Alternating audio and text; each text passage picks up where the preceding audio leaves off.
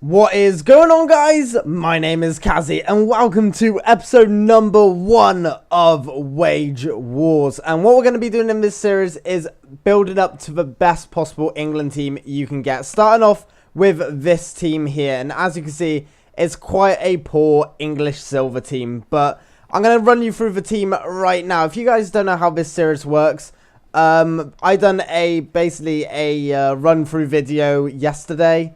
And I'll leave a link down below in the description so you guys can go click on that and learn how this series is ran. But as you can see, our first upgrade we're going to be going for is Stockdale. And if you guys have seen Bateson's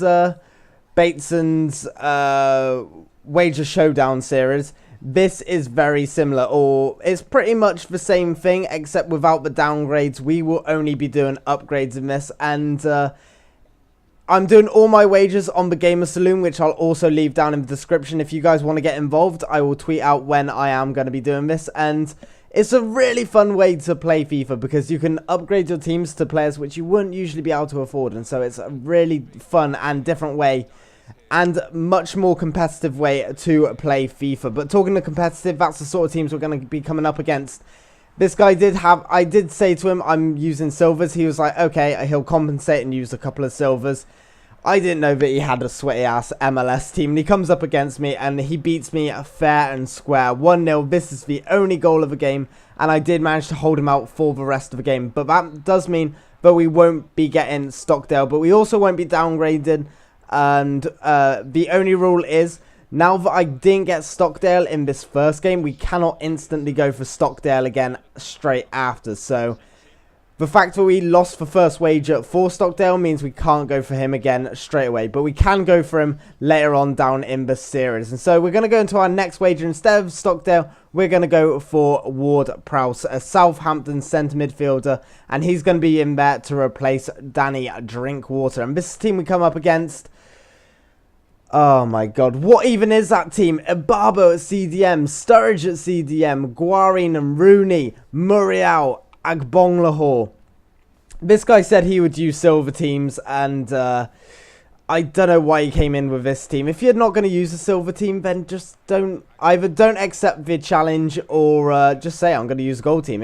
I would still play the match nevertheless, but his player does a flop inside the box, and that's how I'm going to describe it, because it is a flop. I didn't see much contact there, but he dives down to the floor. Michael Mancien, our centre-back, is to blame for this. And look at this. There really isn't that much contact, but he just falls over randomly. It's really annoying, and he does score from the resulting penalty. So we go 1-0 down, and I've really got to bring something back. We've got going against a team like this, and the worst thing that I could possibly do in this situation is concede a second goal. And I really need to take the game to him now. And that's exactly what I try and do here when I attack. And we get Powell. Powell takes a shot. Oh, and he almost scores there. The Man United youth player.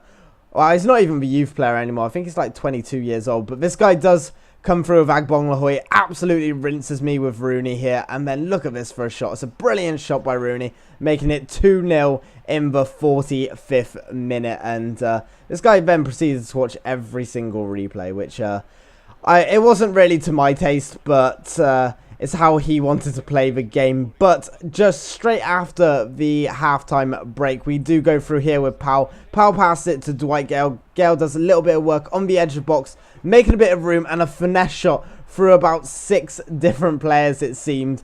And I'm guessing the keeper couldn't see through all those bodies, but he does manage to finesse it, and we get a better angle now and see how many bodies it does go through. 1, 2, 3, 4, 5, 6 players at least. There is what I counted, and kept that in because that was just a really interesting shot. It dipped so much so quickly by him, and as you can see, we're running through with Dwight Gale over top through ball. And can we equalise? It's a very tight angle, but Dwight Gale does not care. We are going to equalise it 2-2 in the 65th minute, and for some reason this guy just we end up playing the rest of the game. It goes to the 90th minute, and then he just doesn't respond to any messages. He doesn't respond to the match, because after about an hour of waiting, I just said that I won the match, and he never disputed the claim. So I got the win for that, and we will get the upgrade of Ward-Prowse because of it, because I really didn't deserve a win either, because as you can see from the match stats,